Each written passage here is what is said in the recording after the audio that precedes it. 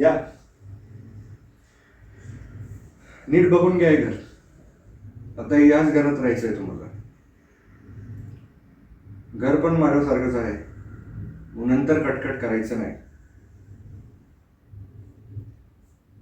सगळं पटलं तर बॅग ठेवा खाली, तर असंच बाहेर निघा. कुठल्या राजाचा महल नाही हा, सखाराम बाइंडरचं घर आहे. आणि सखाराम बाइंडर हा तुमच्या आधीच्या मालकासारखा नाहीये. तो काय आहे त्याला वेगळं समजावं लागणार आहे. सब घोडे 12% वाला हिसाब इथे चालणार नाही. माझं डोकं खूप गरम आहे, बेदम मारतो. समजलं? सगळं पटलं? जा बॅग ठेव तिकडे, किचनमध्ये जाऊन चहा कर. चहा पत्ती आहे, दूध आहे.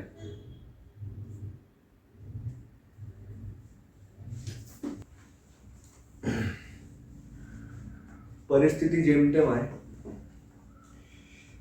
पण 2 टाइमचं जेवण भेटणार.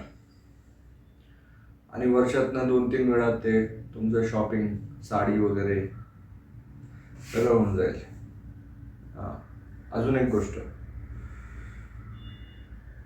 नवरा बायकोसारखं राहावं लागेल आपल्याला. बाकी तुला समजलं सगळं. हां, गावात लोक एकच बोलतात, तोंडात पिढी आणि शिवी कायम असते. गावात काही कोणी काही बोलू द्या, घर घरासारखं पाहिजे मला. आणि घरात माझी इज्जत केली पाहिजे. डोकं गरम आहे आपलं, राग आला ना लई लई मारतो मी, लई मारतो.